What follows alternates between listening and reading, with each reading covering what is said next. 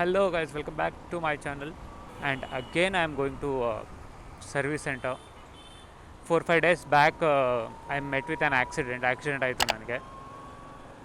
ರೋಡಲ್ಲಿ ಹೋಗಬೇಕಾದ್ರೆ around evening 7:30-8 ಆಗಿತ್ತು ಅನಿಸುತ್ತೆ ಟೈಮ್. ಆವಾಗ ಒಬ್ಬ ಕಾರವನು ಬಂದು ಗುದ್ದುದ. ಆ್ಯಕ್ಚುಲಿ ಹೇಳ್ಬೇಕಂದ್ರೆ ಇಬ್ರದ್ದು ತಪ್ಪು ಅಂತ ಹೇಳೋದಕ್ಕಾಗಲ್ಲ. ಯಾಕೆ ಅಂತಂದರೆ ಇಬ್ಬರು ಕೂಡ ಮೂಮೆಂಟಲ್ಲಿ ಇದ್ವಿ. ಅವನ ಈ ಕಡೆ ಕ್ರಾಸ್ ಮಾಡಿಕೊಂಡು ರೈಟ್ ಸೈಡಿಂದ ಬರ್ತಿದ್ದ, ನಾನು ಸ್ಟ್ರೈಟ್ ಹೋಗ್ತಿದ್ದೆ. ಅರೌಂಡ್ 40-50 ಸ್ಪೀಡಲ್ಲಿ ಇದ್ದೆ ನಾನು. ಅವನು ನೋಡಿಲ್ಲ, ನಾನು ನೋಡಿದಾಗ ಅವ್ನು ಸ್ಟಿಲ್ಲಲ್ಲಿದ್ದ. ನಾನು ಪಾಸ್ ಹೋಗೋ ಟೈಮಲ್ಲಿ ಅವನು ಏನು ಮಾಡ್ದೆ, ಗಾಡಿ ಮೂವ್ ಮಾಡ್ದೆ ಈ ಕಡೆಯಿಂದ. ಸೊ ಅದು ಟಚ್ ಆಗಿ ಬಿದ್ವಿ ನಾವು. ಮೀನ್ಸ್ ನಾನು ಮತ್ತು ನನ್ನ ಗಾಡಿ ಬಿದ್ವಿ. ಫೇಸ್ಲಿ ಕಂಪ್ಲೀಟ್ ರೈಟ್ ಸೈಡ್ ಡ್ಯಾಮೇಜ್ ಆಗಿದೆ ಗಾಡಿ ಕಂಪ್ಲೀಟಾಗಿ. ಅಂತಂದರೆ ಲೈಕ್ ಮಿರರ್ ಹೋಗಿದೆ, ಸೈಲೆನ್ಸರ್ ಮೇಲೆ ಸ್ಕ್ರ್ಯಾಚಸ್ ಬಂದಿದೆ, ಸಣ್ಣ ಪುಟ್ಟ ಸ್ಕ್ರ್ಯಾಚಸ್ ಟ್ಯಾಂಕ್ ಮೇಲೂ ಬಂದಿದೆ, ಫ್ಯೂಲ್ ಟ್ಯಾಂಕ್ ಮೇಲೆ. ಸೊ ಇದೇ ರೀಸನ್ಗೆ ಗಾಡಿನ ಸರ್ವಿಸ್ ಸೆಂಟ್ರಿಗೆ ತೊಗೊಂಡೋಗಿದ್ದೆ 2 days ಬ್ಯಾಕು. ನಿನ್ನೆ ಅದೇನೋ ಏನಂತಾರೆ, ಅವ್ರದ್ದು ಅಂಗಡಿ ಕ್ಲೋಸ್ ಇತ್ತಂತೆ. ಪಾರ್ಟ್ಸ್ದು ಡೀಟೇಲ್ಸ್ ತೊಗೊಳೋದಕ್ಕೆ ಏನು ಎಷ್ಟಾಗುತ್ತೆ ಅಂತ.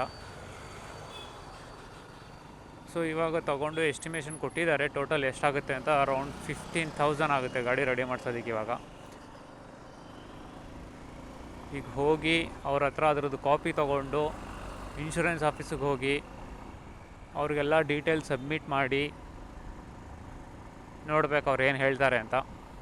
ಫಸ್ಟ್ ಟೈಮ್ ಎಕ್ಸ್ಪೀರಿಯೆನ್ಸ್ ಮಾಡ್ತಿರೋದು ನಾನಿದು ಆ್ಯಕ್ಸಿಡೆಂಟು, ಇನ್ಶೂರೆನ್ಸ್ ಕ್ಲೇಮ್ ಮಾಡೋದು ಎಲ್ಲ. ಮುಂಚೆನೂ ಆಕ್ಸಿಡೆಂಟ್ ಆಗಿದೆ ನನಗೆ ಗುಂಡ್ಲುಪೇಟೆ ಹತ್ರ. ಅಲ್ಲಿ ಎಲ್ಲನೂ ನಾನೇ ಕೊಟ್ಟಿದ್ದೆ ಅವ್ರಿಗೆ, ಇವೊಂದು ನಂದೇನೂ ತಪ್ಪಿರಲಿಲ್ಲ ಅಂತಂದ್ರೆ. ಬಿಕಾಸ್ ಹಳ್ಳಿ ಜನ ಅವರು, ಮಗು ಬೇರೆ ಇತ್ತು ಜೊತೆಯಲ್ಲಿ. ಬೇಜಾರಾಗ್ತಿದೆ ನೆನೆಸ್ಕೊಂಡ್ರೆ. ಆ್ಯಕ್ಚುಲಿ ಹೇಳಬೇಕು ಅಂತಂದರೆ ನಾನು ಇಷ್ಟೊತ್ತಿಗೆ ಸೌದತ್ತಿಲಿ ಇರಬೇಕು, ಯಲ್ಲಮ್ಮ ಗುಡ್ಡದಲ್ಲಿ, ನಮ್ಮ ಮನೆ ದೇವರು ಯಲ್ಲಮ್ಮ.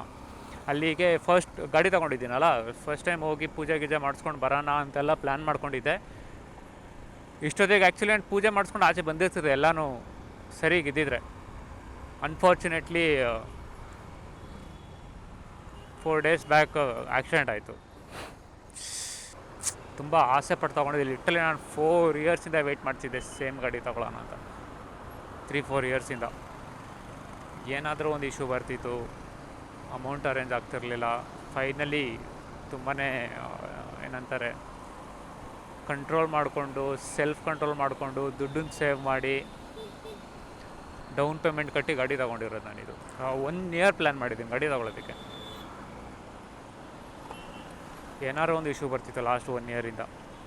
ಫೈನಲಿ ಆಗಿದ್ದಾಗಲಿ ನೋಡ್ಕೊಳ್ಳೋಣ ಅಂತ ಅಂದ್ಬಿಟ್ಟು ಮೇ 24th 25th ಇರಬೇಕು ಅನಿಸುತ್ತೆ ನಾನು ಗಾಡಿ ತೊಗೊಂಡಿದ್ದು. ಎಲ್ಲ ಎಕ್ಸ್ಪೀರಿಯೆನ್ಸು ಒಂದೇ ಸಲ ಬರ್ತಿದ್ದೆ ನನಗೆ. ಗಾಡಿ ತೊಗೊಂಡಿದ್ದು ಖುಷಿ ಒಂದು ಕಡೆ, ಲಾಂಗ್ ರೋಡ್ ಟ್ರಿಪ್ ಹೋಗ್ತಿದೆ ಅನ್ನೋದು ಅವ್ರ ಖುಷಿ ಒಂದು ಕಡೆ, ಎಲ್ಲ ಟ್ರ್ಯಾಕಲ್ಲಿತ್ತು ಅಂದ್ಕೊಂಡಾಗ್ಲೇ ಒಂದು ಬಾಂಬ್ ಮಧ್ಯದಲ್ಲಿ ಇಲ್ಲೇ ನಿಂತಿದೆ ಗಾಡಿ.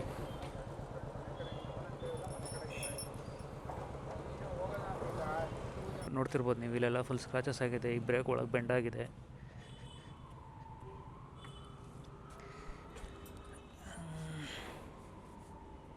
ಇಲ್ಲೆಲ್ಲ ಸಣ್ಣ ಪುಟ್ಟ ಸ್ಕ್ರಾಚಸ್ ಆಗಿದೆ.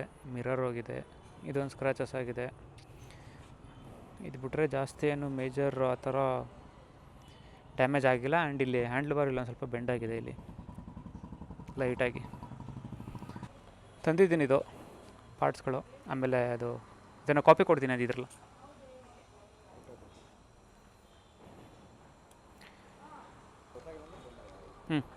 ಮ್ಯಾಪ್ ಹಾಕೊಬಿಡ್ತೀನಿ, 1 ನಿಮಿಷ ಮ್ಯಾಪ್ ಹಾಕೊಟ್ಬಿಡಿ, ಇಲ್ಲ ಅಂದರೆ ಅಷ್ಟೇ. ಹಾಂ, ಇವತ್ತು ಕೊಟ್ಟರೆ 24 hours ಅಂದರೆ ಬಂದರೆ ನಾಳೆ ಸಂಜೆ ಒಳಗಡೆ ಬರ್ತಾರೆ, ಇಲ್ಲಾಂದರೆ ಮಂಡೇನೆ.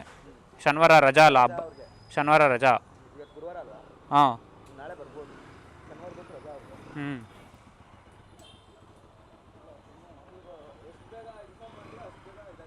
ಈಗ ಸೀದಾ ಅಲ್ಲಿಗೆ ಹೋಗ್ತೀನಿ. ಇವಾಗ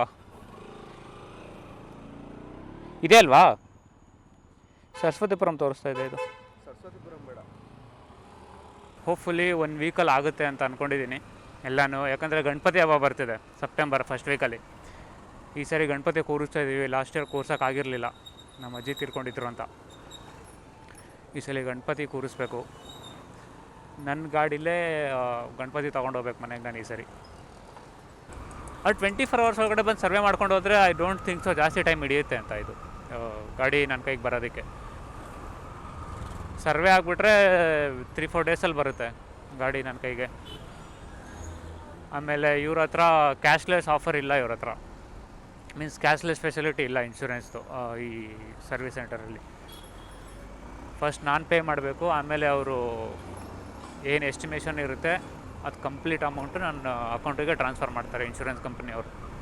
ಆ್ಯಕ್ಚುಲಿ ನಾನು ಲಾಸ್ಟ್ 3 ಇಯರ್ಸಲ್ಲಿ ಕ್ಯಾಮ್ರಾ ತೊಗೊಂಡೆ, ಗೋಪ್ರೋ ಆ್ಯಕ್ಷನ್ 3 ತೊಗೊಂಡು 3-4 ಮಂತ್ಸ್ಗೆ ಅದು ಕೂಡ ಡ್ಯಾಮೇಜ್ ಆಯಿತು.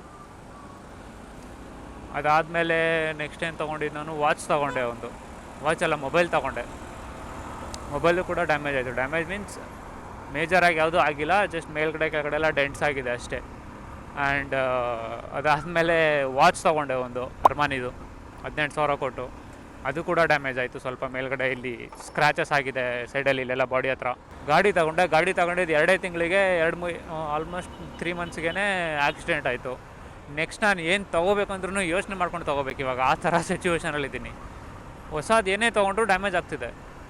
ಲಿಟ್ರಲಿ 3-4 ಡೇಸಿಂದ ಮೂಡೇ ಇಲ್ಲ ಕೆಲಸ ಮಾಡೋದಕ್ಕಾಗಲಿ, ಏನು ಮಾಡೋದಕ್ಕಾಗಲಿ. ಮನೆಯಿಂದ ಆಚೆನೇ ಹೋಗಿಲ್ಲ ನಾನು, ಇವತ್ತೇ ಬಂದಿರೋದು. ಗಾಡಿ ಆ ಥರ ಆದಾಗಲಿಂದ ಸಂಡೇ ಆಕ್ಸಿಡೆಂಟ್ ಆಯಿತು. ಮಂಡೇನೇ ಗಾಡಿ ತೊಗೊಂಡು ಹೋದೆ. ಟ್ಯೂಸ್ಡೇ ಅವರು ಆ ಪಾರ್ಟ್ಸ್ಗಳು ಸಿಗುತ್ತಲ್ಲ ಅಂಗಡಿ, ಆ ಶಾಪ್ ಓಪನ್ ಇಲ್ಲ ಅಂತ ಅಂದ್ಬಿಟ್ಟು ನಿನ್ನೆ ಕೊಟೇಶನ್ ಕಳಿಸಿದ್ರು ನನಗೆ.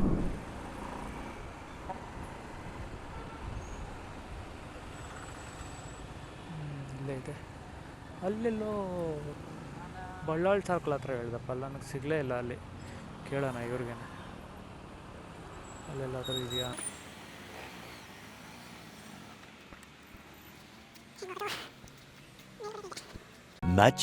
much later. ಇವಾಗ ಡೀಟೇಲ್ಸ್ ಎಲ್ಲ ಕೊಟ್ಟಾಗಿದೆ. ಡಾಕ್ಯುಮೆಂಟ್ ಸಬ್ಮಿಟ್ ಮಾಡಿ, ಅವ್ರದ್ದು ಫಾರ್ಮ್ ಫಿಲ್ ಮಾಡಿ, ಅದ್ರಲ್ಲಿ ಡೀಟೇಲ್ಸ್ ಎಲ್ಲ ಕರೆಕ್ಟಾಗಿ ಮೆನ್ಷನ್ ಮಾಡಿ, ಎಲ್ಲಾಯಿತು, ಹೆಂಗಾಯಿತು, ರೀಸನ್ ಏನು ಆಗೋದಕ್ಕೆ ಅನ್ನೋದೆಲ್ಲ ಕೊಟ್ಬಿಟ್ಟು ಬಂದಿದ್ದೀನಿ.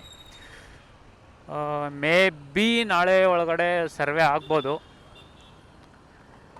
ನೋಡೋಣ. ಅವ್ರು ಹೇಳಿದ್ದಾರೆ ನಾಳೆ ಒಳಗಡೆ ಗೊತ್ತಾಗುತ್ತೆ ಅಂತ, ಏನು ಅಂತ.